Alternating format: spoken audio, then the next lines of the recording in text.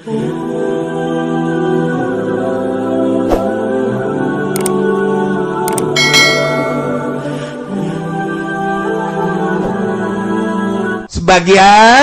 pemerintah kedidelekeun ku Gusti Allah lamun rakyat takut jeung pemerintah atuh kieu bae.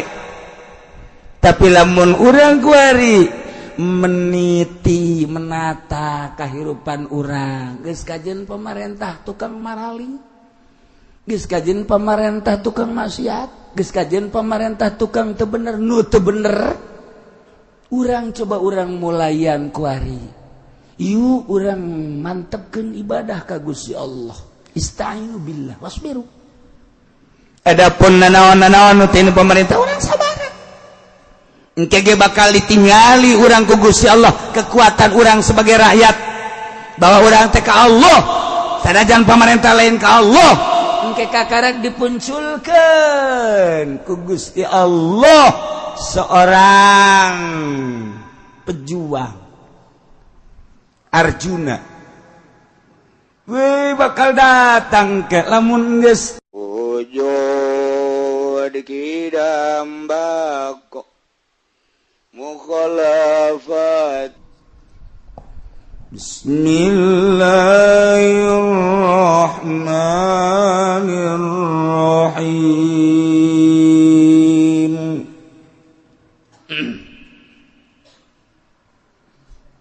وقال الملأ من قوم فرعون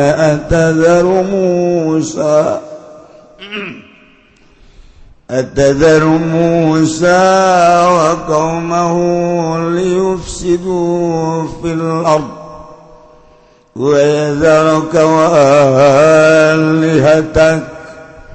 قال سنقتل أبناءهم ونستحيي نساءهم وإنا فوقهم قاهرون والله أعلم بالمراد وقال الملأ لن ucap sopo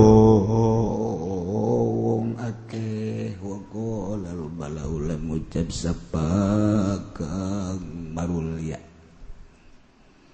min qaumi Fir'aun kang saking kaum Fir'aun lahu kada Fir'aun atazaru ngucap ing lapad atazaru nata ninggal sira tatruku tegasa ninggal sira Fir'aun Musa ing kanjeng Nabi Musa wa qaumahu lan qaum Musa liusidu derepon yang tangarusak ya Musa wa qaumah ilardi ing dalam bumi biduai ila mukhalafatika kalawan ngajak maring nyulayaan ing sira wa yadharu kalan ninggal ya Musa ka ing sira wa alihataka lan pirang-pirang pangeran sira wa kana lanana ya Fir'aun sanai ku gawe-gawe ya Fir'aun lahum kadue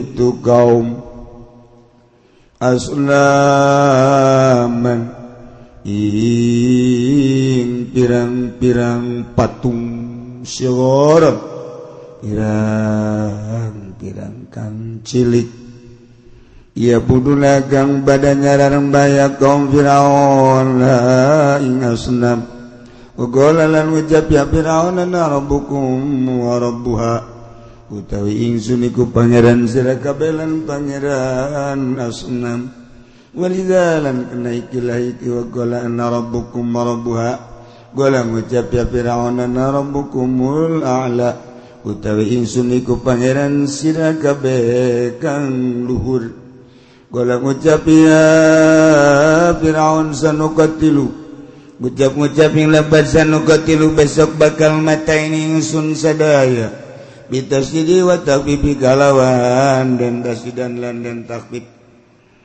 abna'u min birang-birang anak lanange Bani Israil yakni Musa wa kaum Bani Israil al-mauludina dan pedalakan kabewatas wa nastahi lan bakal ngeripakan ingsun sadaya nastaqi tegas tepakan ingsun sadaya nisaahum ing pirang-pirang wadone Bani Israil kafa'li nabi megawa ingsun sadaya bihim kalawan Bani Israil min qablu saking sadurunge maji Musa wa inna dan satuna ingsun sadaya fauqahu min dalam sadu kuring Bani Israil yakni Musa wa qaumu qairuna iku kang ngalindi kabeh qadiruna tegese iku kang gaza kabeh palu maka migawe ya Firaun wa qaumu bihim kalawan kaum Musa zalika ing mangkono sanuqatilu abnahum wa nastainisahum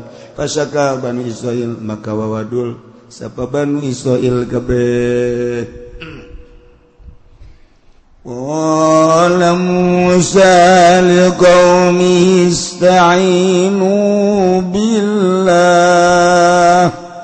wasbiru innal arda lillahi yurithuha man yasha'u min ibadihi والعاقبة للمتقين والله أعلم بمراد qala ngucap sapa Musa kanjeng Nabi Musa ya qaumi kadue kaum kanjeng Nabi Musa ngucap-ngucapin labad ista'inu billah jaluk tulung sira kabeh Allah wasbiru lan pada sallallahu barzana kabeh ala azahum ing atasepi larane ya Firaun wa qaum innal arda izzatuhuna bumi lillahi ku tetep ka Allah yuriswa ngawariskeun ya Allah ing ardo yuti hati geus ngaweakeun ya Allah ing ardo mayasya igong kang ngasakeun ya Allah min ibadi saking pirang-pirang hamba Allah wal aqibatu lan utawi akibat al mahmudatu kang den puji lil muttaqin iku tetep ka wong kang takwa kabeh Allah ing Allah Qalu u'ina min qabli an tatiyana wa min ba'di ma jitana qala asa rabbukum an yuhlika aduwakum wa yastakhlifakum fil ardh فَيَنْظُرَ كَيْفَ تَعْمَلُونَ Wallahu a'lam bimaradi qalu ngucap ya kaum Musa udhina ngucap-ngucapin lapat udhina dan pilaran insun sadaya mingkom di antatiana saking sadurung yang tateka sira Musa nangisun sadaya wa mimma dimajitan ala saking sausane barang kang teka sira Musa nangisun sadaya Qala ngucap ya Musa asa rabbukum manawa sapa pangeran sira kabeh ayuhlika iku yen ngarusak ya Rabb aduakum ing musuh sira kabeh wa yastakhlifakum lanamri atawa amri andadakeun khalifah ya Rabb ing sira kabeh piladhi dalam bumi yang zura maka yen ningali Allah Patamaluna libuka ya pamigawe sira kabeh fiha ing dalam ardu fiha ing dalam ardu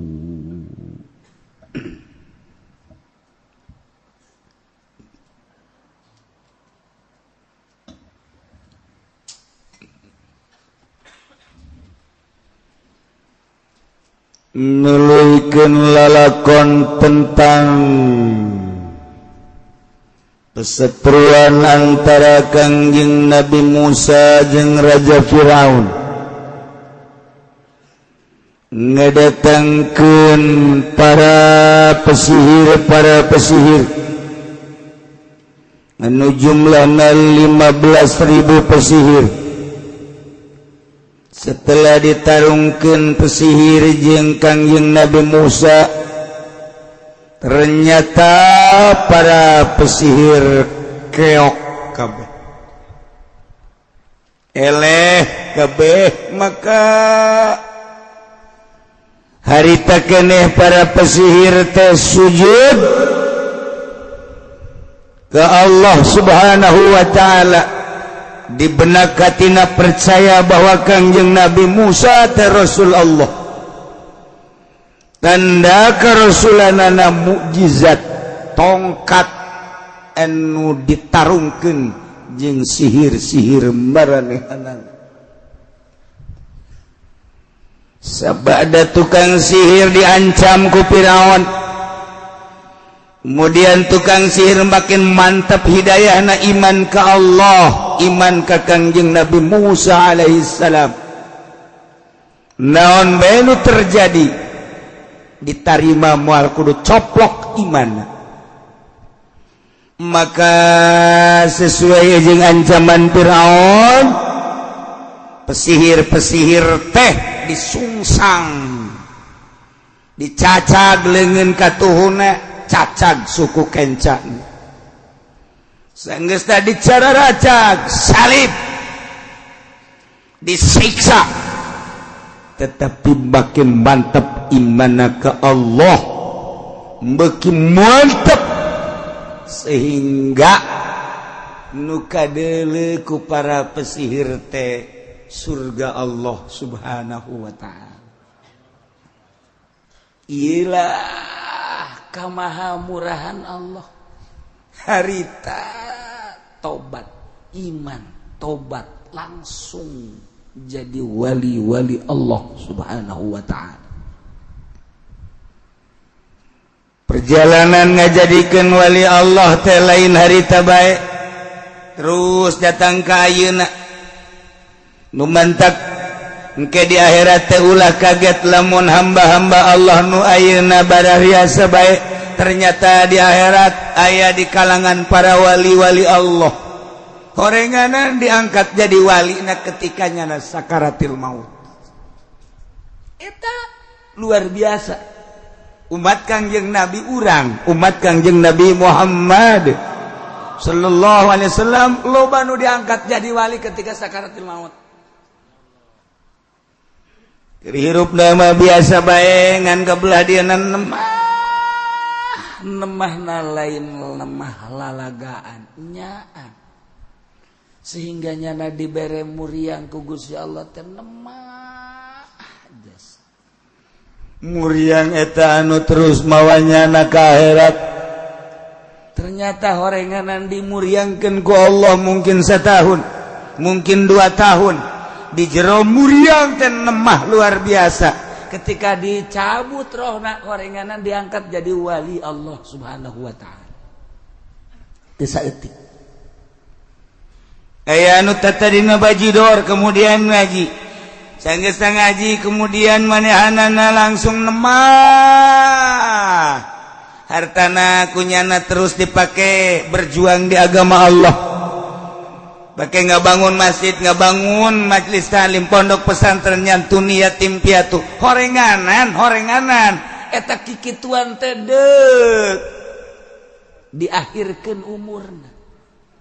Harta kunyana dimuyah-mayah pakai syiar agama Allah. Jadi berarti kan teu ka harta. Seakan-akanlah sapira titipan ti Gusti Allah, pakai berjuang tet setahun 2 tahun 3 tahun maut diangkat jadi wali Allah. Teu saeutik umat Kangjeng Nabi urang nu diangkat jadi wali keur sakaratil maut. Masya Allah. Iyalah dicontohan ku para pesihir Kangjeng Nabi Musa alaihissalam ketika manehanana disiksa ku Raja Fir'aun, makin menjadi-jadi imanna ka Gusti Allah. Terus dibukakeun hijab ku Gusti Allah, blak nu kadeuleu lambayan tangan bidadari, pen sini lain pen di ieu pen di itu, sakarat pen di ieu mah pen sono deh. Ya Allah karim, wali Allah nikmat tuh. Tidinya terus disiksa Kangjeng Nabi Musa.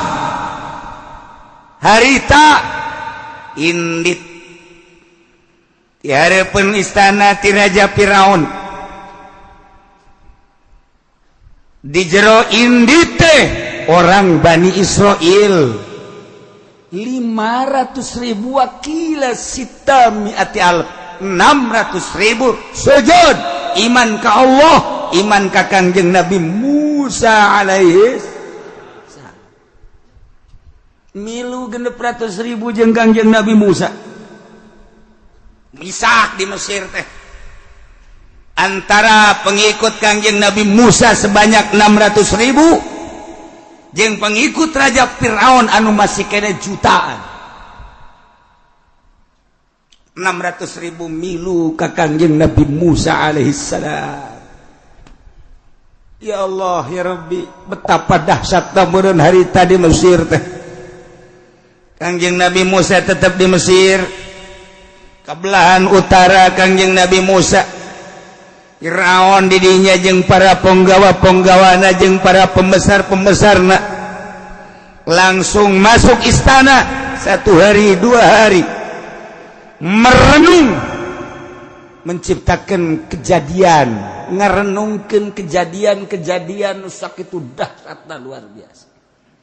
Ternyata horenganan Raja Firaun teh ginggiapeun. Wah, cek budak kuari ginggiapeun naon nya? Kasingseun. Teu meunang manggih tungked. Haju muringkak bulu bae. Asal manggih tungked langsung Firaun kageter. Dirisa. Asal deuleu kayu-kayu ukuran tongkat Kangjeng Nabi Musa panjangna nyana langsung ngahodhod. Ngahodhod. Budak kuari teh nyaho ngahodhod. Sunda mah kaya bahasa. Lamun tiris ngaranna ngahodhod Sunda.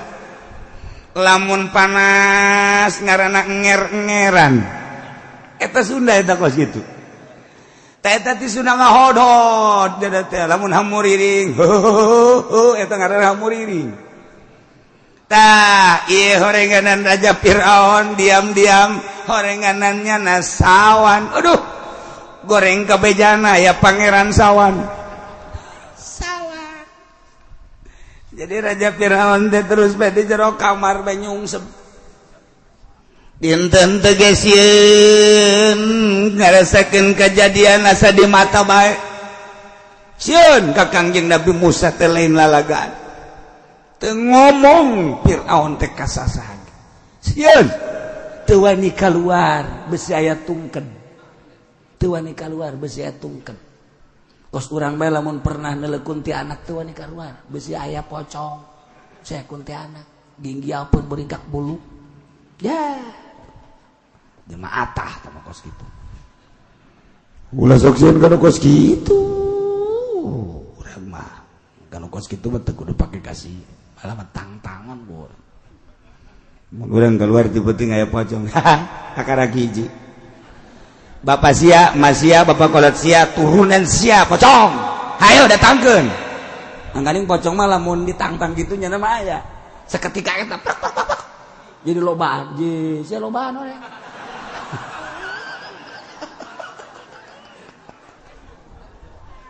Masya Allah. Dasar borangan-borangan bae. Nailah para pesihir teh endan ngadu ka Gusti Allah Rabbana afril alaina sabra wa tawaffana muslimin. Gusti Pangeran Abdi turuhkeun Nabi, kucurkeun Nabi, limpahkeun ka abdi sadaya sobron kekuatan tahan uji kasabaran ketika ancaman-ancaman Firaun dilaksanakeun ka kami wa tawaffana muslimin jeung abdi mamaotan ku Gusti bari kaayaan pasrah ka Gusti. Ieu hese ge urang pasrah. Nu mantek jelema diangkat jadi wali pasrah ka Allah na 100%. Satungtung can pasrah ka Allah kajenting zikir bae, maca sholawat bae, naon bae ibadat tahajud datang ka bariru harideung tarang. Encan pasrah ka Allah moal diangkat jadi wali. Pasrah 100% ka Allah, pasrah eta diangkat jadi wali. Keur dibere urang sehat pasrah ja sehat teh nu Gusti nyangakeun sadaya-daya abdi mah teu ngaku sehat teh nu Gusti ku abdi bade disyukuri sehat teh bade digunakeun sakumaha parentah Gusti pasrah ka Gusti. Ketika Gusti mere muriang atuh Gusti jah muriang ge ti Gusti. Eueuh hiji panyakit lamun lain ti Gusti adapun jelema mangan saukur subab-sabab kadaharan subab-sabab cuaca dengan sakadar subab-sabab jakadaran nu Gusti inuman anu Gusti cuaca teh nu Gusti maka tu abdi ku ari dibere muriang abdi nu Gusti panyakit nu Gusti dientepkeun ka abdi anu Gusti nyangakeun sadaya-daya mangga ieu gering teh ku abdi dipasrahkeun ka Gusti. Keur ngaji mah bener kakarak dibere sales bae. Sekutu takut teteh. Urang usaha ku ari dibere maju nyangakeun sadaya-daya Gusti. Ieu harta janu Gusti abdi teh nu Gusti dilindeukeun harta ku Gusti ka abdi. Abdi teh ku ari keur aya dina nikmat harta mangga ku abdi. Maka ku abdi rek disangakeun ka Gusti sesuai jeung parentah Gusti. Moal ku abdi dipake maksiat. Menang 2 bulan kemudian bangkrut usahana. Abdi ti Gusti dagang ge tanagana ti Gusti kanyaho abdi ti Gusti relasi-relasi ti Gusti sagala rupa ge jadi gerakeun ku Gusti ku ari relasi teh daek meuli ka abdi bos teh daek ngaluarkeun barang ka abdi padahal mah duit aya di abdi sagala rupa aya di abdi tapi eueuh kesempatan ieu teh nang Gusti deui boro-boro bos ngaluarkeun barang nu aya ge dibawaan ku batur ludes kabeh rugi nyangakeun sadaya-daya ka Gusti. Dukun moal maju lamun pasrah kieu dukun moal maju pasrah jasa. Gusti abdi boga kabogo geus sataun abdi bebenean jeung manehanana geus aya janji setia sehidup semati abdi teh geus janji ka cai jadi saleuwi ka darat jadi salogak tapi ternyata Gusti aya cocodot bebene abdi dibawa ku cocodot jangakeun sadaya-daya abdi nu Gusti itu bebene abdi nu Gusti cocodot ge nu Gusti mangga abdi madak neangan gantina bae jayakeun urang Lampung putih geulis sanajan galak pasrah ka Gusti geus masyaallah eueuh pasrah kitu. Nah, eta keur carita-carita kos kitu tah. Kuari salat, pasrah. Urang hese pasrah kan. Urang mah ieu nangtung teh urang mamaksakeun, ruku maksakeun lain pasrah.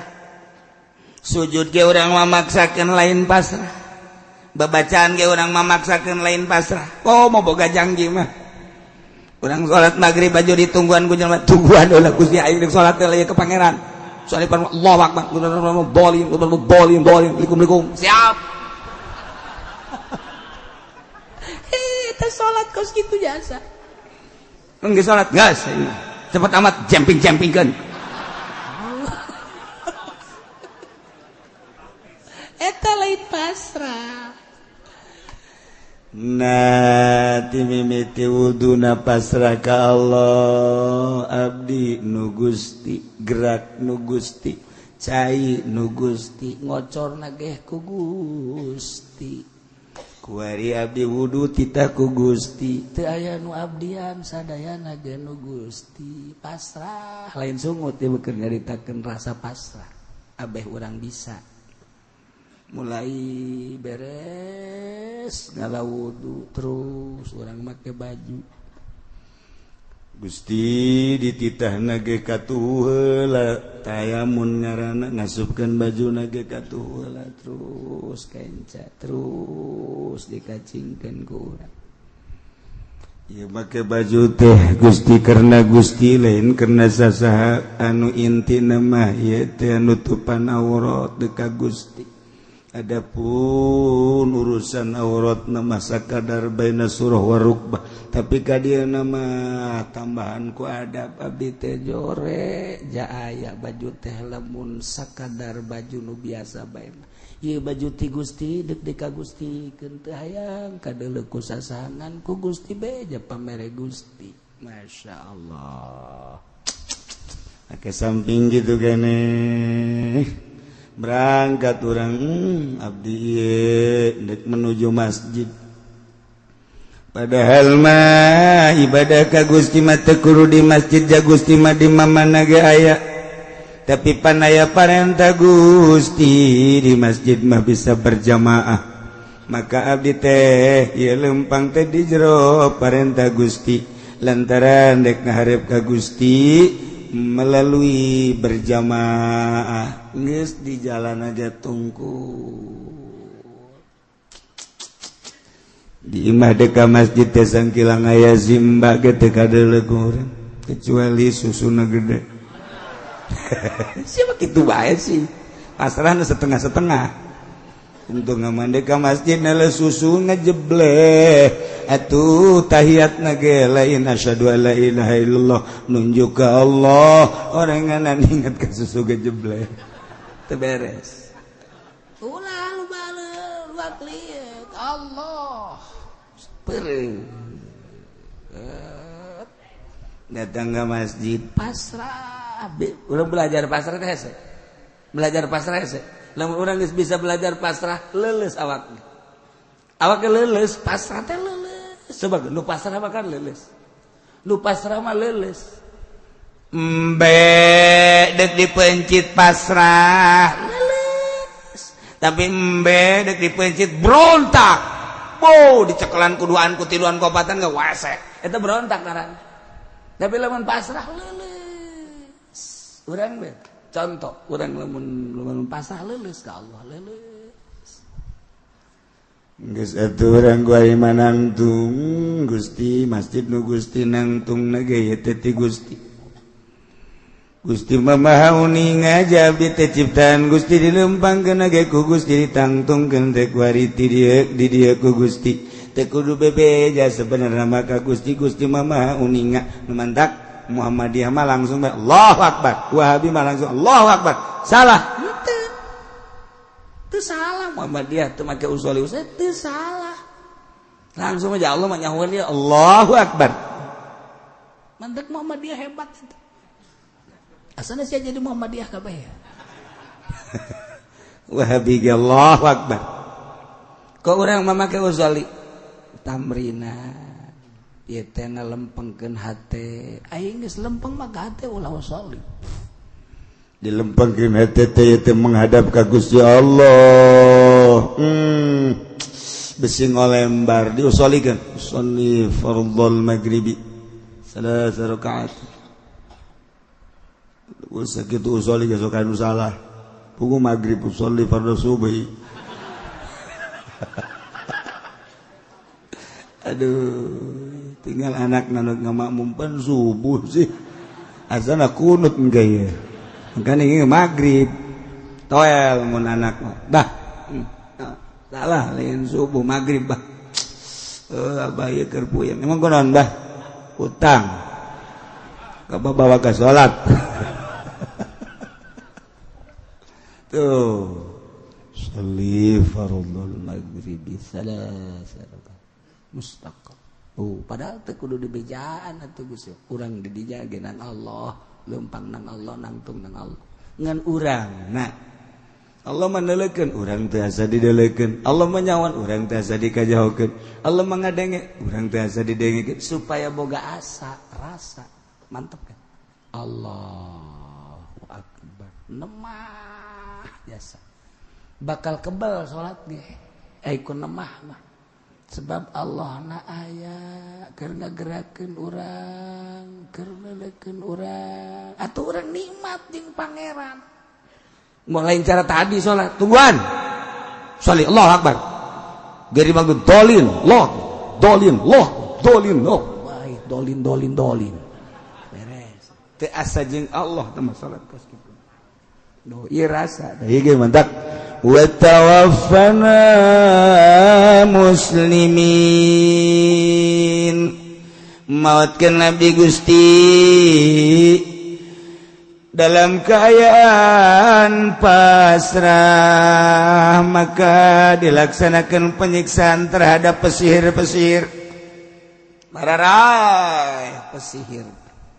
Kangjeng Nabi Musa berangkat dituturkeun ku 600.000 umat ke bagian utara Mesir, bagian utara berarti ke mengarah ke Israel.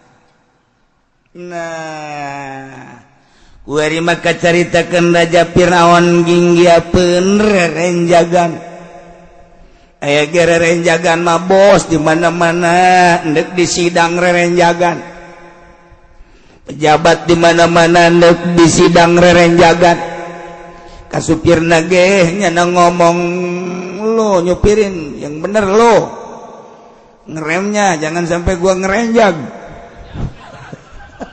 Alta bos ngomong ngarejak cek supir emang kenapa bos udah jangan banyak tanya gue lagi ngarenjak nih lu cari bos lagi lah sono gue pecat lu jangan begitu bos tapi gue renjagan lu ngeremnya gak bagus bos gak biasa-biasanya kok begini bos renjagan jangan banyak ngomong. Seminggu lagi lu lihat di TV dah ada. Kenapa bos ada di TV? Iya. Kenapa? Gua di sidang, gua di penjara gua. Makanya gua ada renjagan. Emang bos orang mana sih aslinya? Kedaung gua. Pantes ada renjagannya bos. Nggak pantes bos. Bahasa bos ada renjagan. Jangan banyak ngomong loh. Kayak ge bos di penjara renjagan. Ieu Firaun. Jadi renjagan dia Firaun teh. Masya Allah. Cek Firaun teh ada sisi Musa nang aing ngurus. Hebat amat sih. Aya tadi jero hate. Ngehebatkeun ngan teu kenal doang. Hebat teh budak. Berarti bener-bener Rasul teh budaknya. Aya tadi jero hate na Firaun. Firaun aya kos kituan. Tapi aing gengsi kudu iman kanyana. Pan aing pangeran. Keheula sanajan bener keheula. Keluar ke jero. Ternyata disatukangan Raja Firaun para penggawa para pembesar teges ngajakeun musyawarah. Hasil musyawarah nanyana untuk menemui Raja Firaun.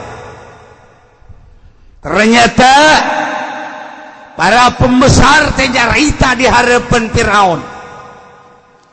Wa qala al-mala'u min qaumi Firaun. Cek para pembesar-pembesar di kerajaan Firaun teh nyari talahu ka Raja Firaun Maharaja tazaru Musa wa qaumahu liyufsidu fil ardi wa yazaraka wa alihatak. Kami para pembesar geus kayakeun musyawarah dek nanya bae ka tuan raja selama ieu tuan raja teh teu kaluar-luar. Kami nyaho aya kabingung di hati tuan raja, bahkan kami ningali renjagan. Kalau ngomong sia dibejakeun ka masyarakat aing rerenjagan gengsi aing sia bae nu nyaho aing rerenjagan ieu mah lain kitu Raja Firaun eta Musa nu aya di negeri Mesir ye beuki lila beuki loba pengikutna anu harita bae kajahoan ku urang dihitung teh 500 bahkan 600.000 manusia dengan keistimewaan Musa boro-boro masyarakat biasa pesihir ge iman lamun diantepkeun ieu Musa di negeri urang ieu teh bakalna beak masyarakat iman ka Musa bahkan hampura meureun tuan raja bakal dikubahakeun Atazarum Musa wa qaumah. Apakah tuan raja ninggalkeun ngantep membiarkan Musa wa qaumahu jeung kaum-kaumna di negeri Mesir ieu ifsidu fil ardi anu ujung-ujungna manehana ngarusak di tanah Mesir ieu biduai ila mukhalafatik dengan acakan-acakan untuk yulayaan ka tuan raja nentang ke tuan raja sedangkan Musa lain jelema biasa wah iya bahaya lamun diantep bahkan lamun Musa jeung kaumna diantep wa yazaroka wa alihatak jeung deui Musa ieu ngantep ka anjeun jeung ka pangeranan anjeun cilaka aduh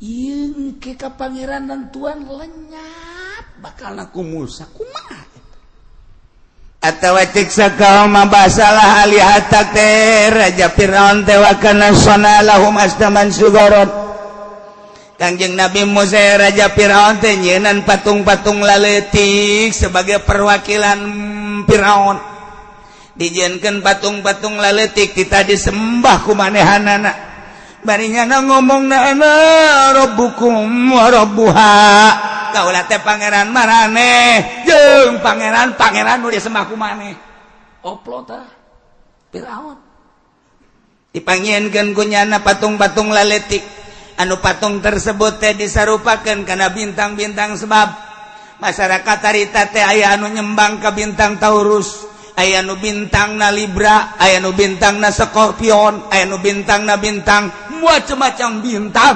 kunyana di sararembah nah ku raja Firaun dijieunkeun pangeran dibentukeun bintang-bintang nu kumaranehna disembah tapi ingat cek raja Firaun kula pangeranna jeung pangeran maneh nyembah kadinya aing pangeranna dijadieunkeun tah nu mandak wa yazaraka wa alihatak cilaka Musa lamun diantep bisa bahaya ieu kami sebagai pembesar di keraton memberi masukan coba kumaha carana ieu apakah dek diantep bahaya lain sakadar bahaya letik-letik sebab unggal poe pasti jelema nu ariman ka Musa loba jasa lamun ieu Musa jeung kaumna diantep cilaka tuan jeung cilaka pangeran-pangeran nu disembah ku kaum-kaum tuan anu berikutna engke bahayana ieu keraton bisa dimiliki bisa diduduki ku Musa kami teh kumaha ieu horenganan seputar kerajaan jeung pembesar mati baheula ge kararitu bae ketika aya jelema anu bener teh horenganan disingkir-singkirkeun naon salahna padahal mah harita para pesihir teh geus iman jelema nu deukeut ka raja Firaun puguh raja Firaun teh geus sieun ka Kangjeng Nabi Musa geus rerenjagan bae naon salahna atuh jelema-jelema nu aya di keraton teh lah tuan raja Firaun ayeuna mah yu urang iman bae ka Musa ja Musa mah eta teh horenganan boga mukjizat meureun rasul manan kitu ge naon salahna lamun kitu tapi henteu kitu di zaman Pak Harto kamari lamun aya pembisik anu lurus ka Pak Harto geus lunak nu sabenerna mah tapi pembisik-pembisik Pak Harto anu kudu mempertahankan karena kerajaan Pak Harto ujung-ujungna cilaka. Pembisik-pembisik tiap kerajaan kitu bae terus salilana. Apakah kamari Gus Dur hentaya pembisik bahwa kudu dipertahankan? Ambalaya. Jeung siap untuk membela Gus Dur. Tapi Gus Dur mah henteu kos kitu. Kerajaan jeung naon cek Gus Dur. Aing mah jadi raja so tendek mencoba dakwah melalui kerajaan cek Gus Dur. Ya pecat ganti supaya sejalan untuk menegakkan demokrasi. Di atas demokrasi aing dek dakwah ketika geus kanyahoan ku Amerika bahwa ieu teh jelema ngabahayakeun. Dibuatlah seperti kamari ieu. Terjadilah penurunan. Lamun dipertahankan apakah teu bisa pembisik Gus Dur luar biasa loba jasa. Tetapi cek Gus Dur enggeus, ieu mah lain. Kudu dakwah di dieu horenganan, lain tempat teh moal kuat kajen ku kumaha ge. Geus. Ieu mah ulah eleh sumpah bae engke dihareupeun Gusti Allah bahwa aing teh lamun ditanya apa pekerjaanmu Gus? Saya juru dakwah. Sampai di mana kamu dakwah? Saya sampai jadi presiden. Bagaimana dakwah kamu? Gusti Maha tahu. Saya pulang pakai kolor.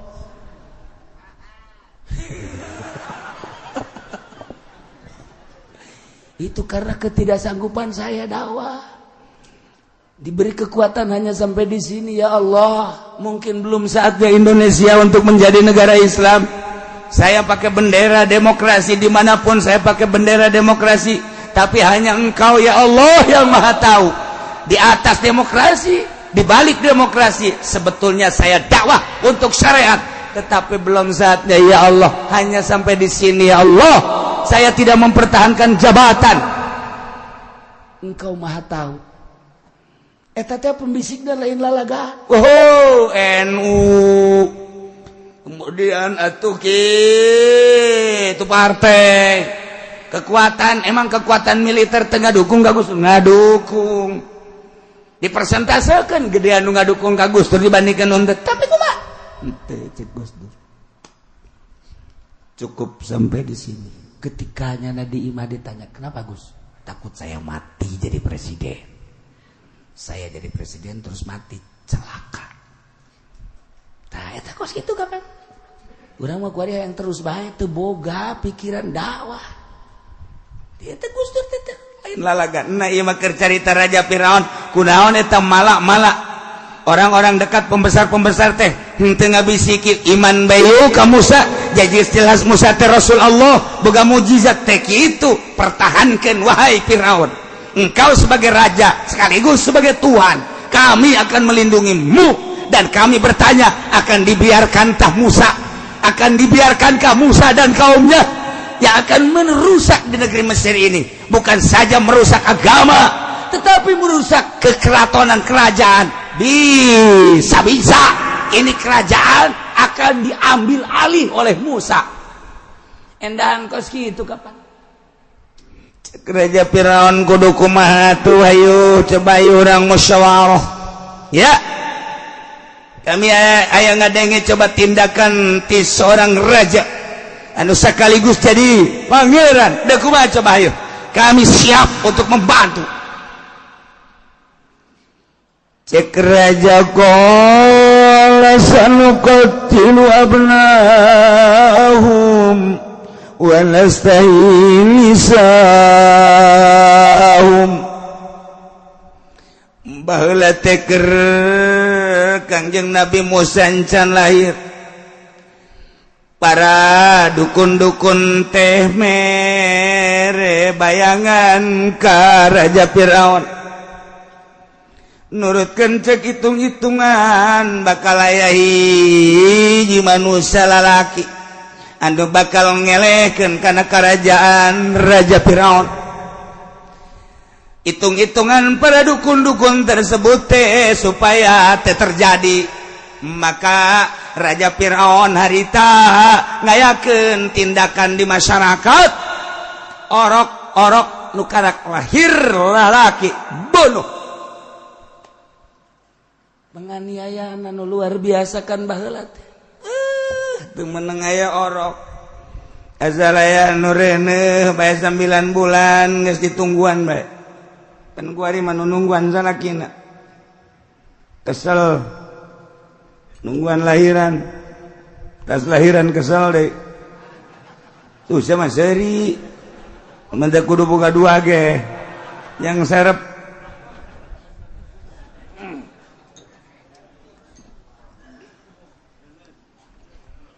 nah iya baheula teh dibunuhan ribuan orok lahir orok lalaki bunuh lahir orok lalaki bunuh lahir orok cewek biarkan bayangkeun baheula lalaki teh saeutik lantaran saeutik teh dina harti jutaan-jutaan ngan lobana wewe sebab dibunuhan orok-orok tersebut nu aya teh awewe kulantaran loba diperdayakeun awewe teh di istana kitita jadi selir awewe teh ambalayah baheula di Mesir urang lamun nyokotan awewe harita loba garelis deh di urang mah nu mancung di Mesir mah marancung di urang mah hari-hari deung di Mesir mah paruti tapi situasina kalut di Mesir teh lantaran lalakina titah digawe setengah hari untuk Firaun setengah hari untuk pribadina masing-masing seluruh di Mesir teh kos kitu bae setengah hari sampai zuhur ieu digawe jang kepentingan Firaun tas zuhur jam 12 untuk kepentingan masing-masing awewe kabeh diperdayakeun di istana teu meunang aya orok lalaki bunuh cek raja Firaun ku ari mah kieu bayatul asanokatil wabnahum urang jadikeun deui ayeuna mah lalakonan nu baheula anak-anak lalaki anu kakalak lahir ka alam dunia urang bunuh anastahini sa'u mun awewe anakna urang antepkeun eta bae lah urang teruskeun wa inna fauqahum qahirun sanjana urang kabehan cek raja Firaun teh eta kawasa disaluhureun Musa jeung kaumna hayang nyaho coba urang kitu bae ku ari mah keputusan raja Firaun seperti eta teh disetujui ku para pembesar nu aya di istana hehe raja Firaun teh orenganan masih kena boga wawanen ngayakeun tindakan model kos kitu teh diakcukeun jempol ku para pembesar-pembesar bagus ya raja tidinya nek dipersiapkeun ka masyarakat pelaksanaan seperti eta asup raja Firaun ka kamar ngarenjak deui cek raja Firaun aing sieun seberapa ka Musa kumaha engke kaharepna henteu ge aing teh sieun ieu teh sieun hese ieu teh sieun teu meunang manggih tungked teu meunang manggih halu teu meunang manggih bangsa kalakai-kalakai asana teh asa Musa bae rarasaan teh asa tongkat Kangjeng Nabi Musa bae aing teh bisa dibohongan cek raja Firaun di jero kamar nyana ngomong sorangan hadena nu ngarekam aing sieun sebenarnya mah ngarenjang lain jelema biasa tah Musa teh tapi ketika kaharep mah saudara-saudara para pembesar istana apa yang telah saya utarakan harap dilaksanakan mulai besok laksanakan ketika ada yang melahirkan laki-laki bodoh ketika ada yang melahirkan wanita biarkan bawa ke istana bau Masya Allah asup maka kamar ngarenjang deui cak Musa cak Firaun sieun aing sabenerna maka aturan Raja Firaun seperti eta teh dijieun undang-undang di kerajaan sehingga terketahui ku masyarakat bakal aya terjadi ulangan sakumaha baheula memeh Kangjeng Nabi Musa lahir. Lantaran begitu Kangjeng Nabi Musa lahir mah di istana teh anu ku ka Raja Firaun dek dibunuh haju ku pamajikanna diulah-ulah harita eureunnan penganiayaan terhadap masyarakat eureun. Pembunuhan terhadap bayi-bayi laki-laki teh barang Kangjeng Nabi Musa aya di istana mah teu dilakukeun. Kuari dilakukeun deui barang Kangjeng Nabi Musa geus diangkat jadi rasul. Bodoh. Masya Allah keputusan eta teh kuari geus terjadi di masyarakat mantak pasaka Banu Israil. Bebeja orang Bani Israil ka Kangjeng Nabi Musa kumaha bebejana qala Musa liqaumi ista'inu billah wasbiru innal arda lillahi yurithuha man yasha'u min ibadihi wal aqibatu lil muttaqin.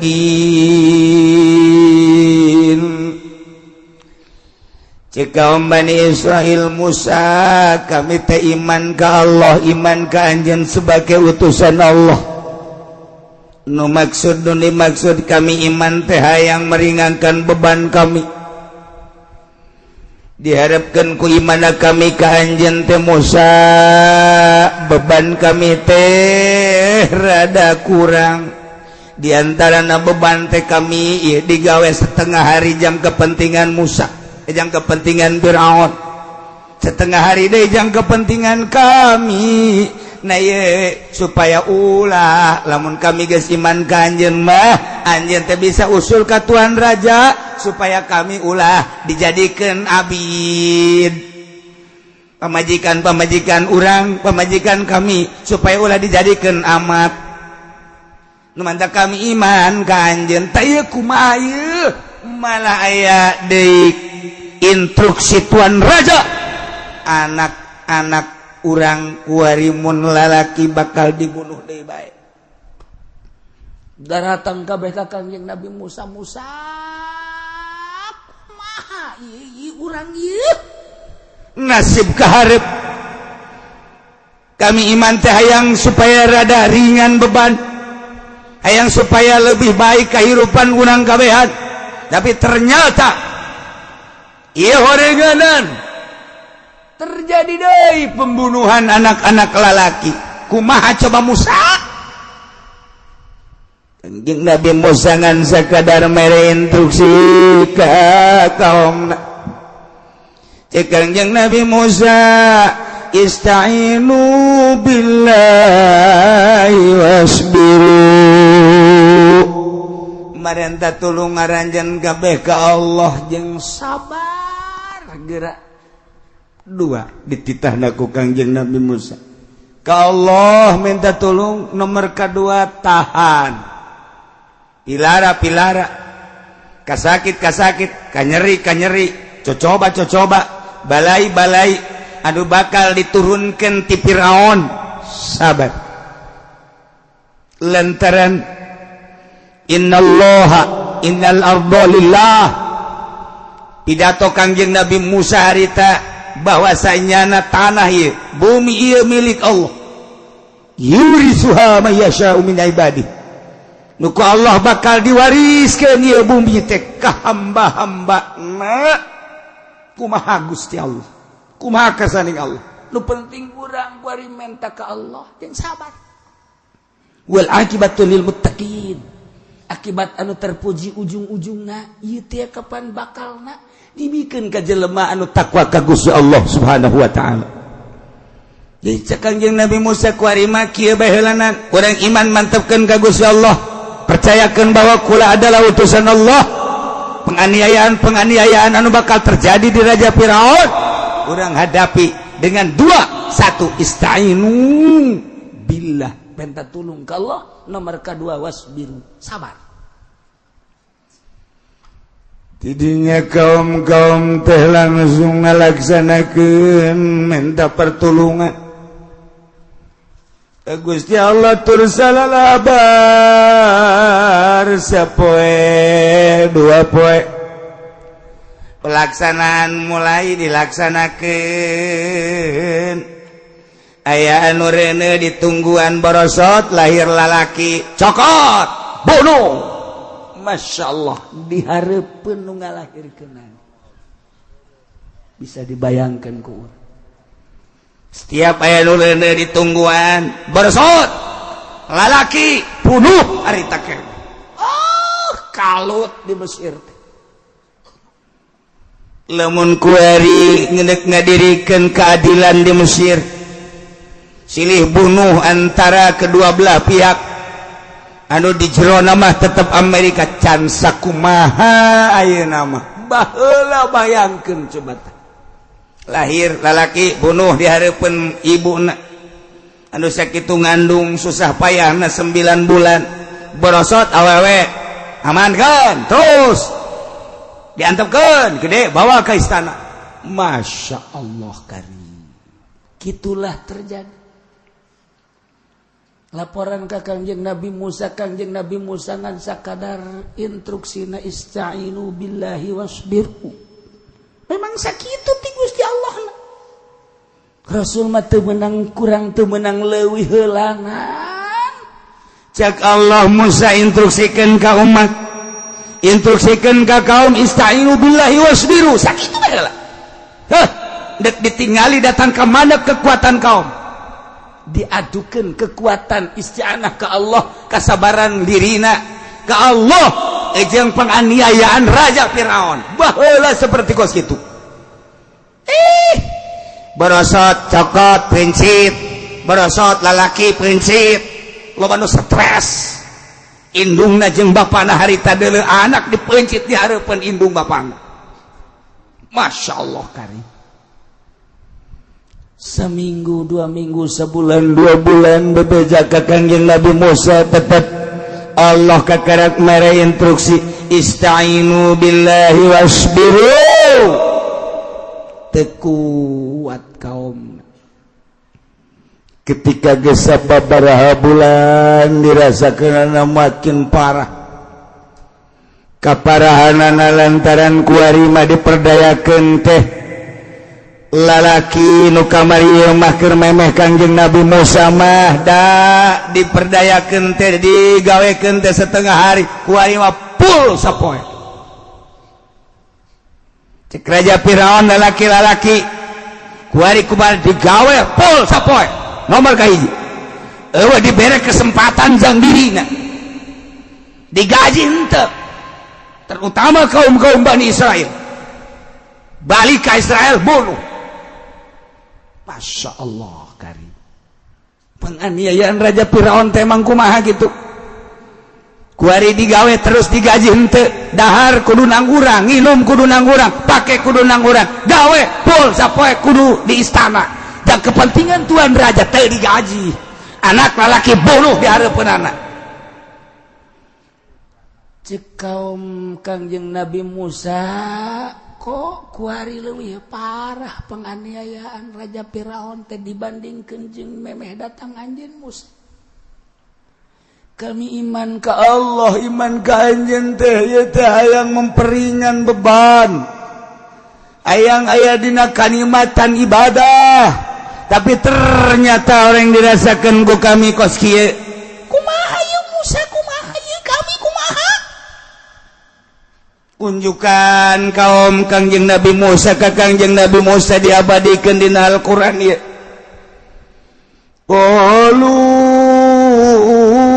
zina min qabli an tatiyana wa min ba'di ma jitana kaum-kaum Kangjeng Nabi Musa nyararita ka Kangjeng Nabi Musa uzina kami teh dinyeri dianiaya ku Raja Firaun teh pohara ditingkatkan 2 kali lipat dibandingkan min qabli antatiana me anjeun datang ka kami wa min ba'di majitana jeung sabada anjeun datang ka kami kumaha ieu Musa kumaha penganiayaan makin menjadi-jadi gawe sapepul digaji henteu dibere dahar minum henteu pake henteu anak lalaki dibunuh di harapan kami teu dibere kesempatan kami teh jang ngahirupan diri sorangan jeung keluarga.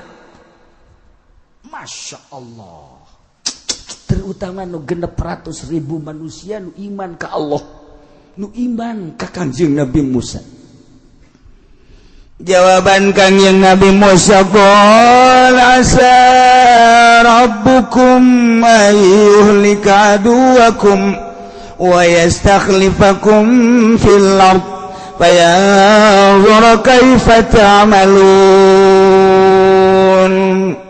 Cek Kangjeng Nabi Musa asa rabbukum mudah-mudahan pangeran anjeun ayyuhlika aduwakum ngarusak ka musuh anjeun yana Firaun jeung para penggawana Firaun jeung para pembesar wa yastakhlifakum jeung mudah-mudahan Allah ngajadikeun khalifah ka anjeun di muka bumi pergantian engke Firaun rusak ku Gusti Allah urang dijadikeun khalifah ku Gusti Allah cuman cek Kangjeng Nabi Musa payanzura kaifa ta'malun Allah bakal nempokeun kumaha pagawean urang heula bakal cek Kangjeng Nabi Musa Firaun bakal sirna khalifah bakal dicekel ku urang pengurusan negara bakal dicekel ku urang bakal cuman Allah yang neuleula kekuatan urang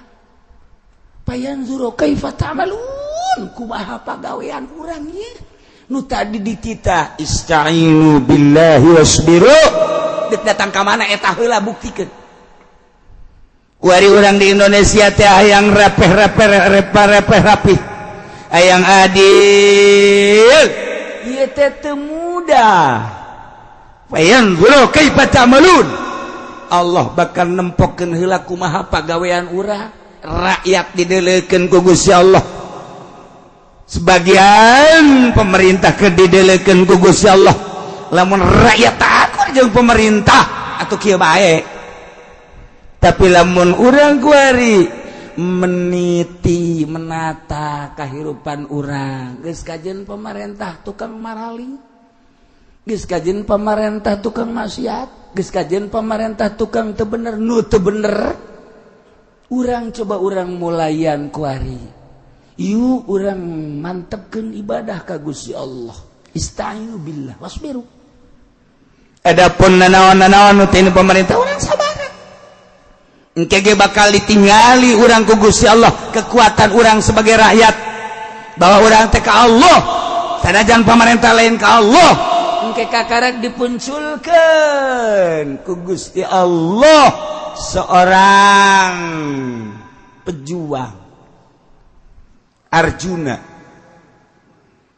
bakal datang ke lamun geus ditingali rakyatna katingali mantep jasa ka Allahna aya sababaraha ulama wali-wali Allah nu ngajak aya Arjuna diturunkeun ku Gusti Allah anu bakal mimpin negara ieu teh Kangjeng Nabi Musa wahai para kaum asa rabbukum ayyuhlika aduwakum urang berharap mudah-mudahan pangeran ngarusak ka musuh-musuh anjeun yakna Firaun wa yastakhlifakum Allah ngajadikeun khalifah di muka bumi ieu ka urang kabehan cuman niatan seperti itu kahayang seperti itu teu bisa langsung kitu bae Allah kudu heula nempo payanzuru kaifa ta'malun kumaha pagawean urang heula ya cek Kangjeng Nabi Musa tah Masya Allah terus makin hari makin ditingkatkan penganiayaan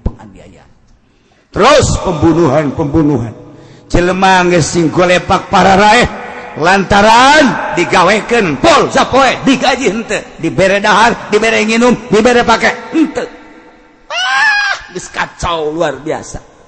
Kanjeng Nabi Musa geus ngadoa deui ka Gusti Allah tapi tetep bacan aya jawaban ti Gusti Allah.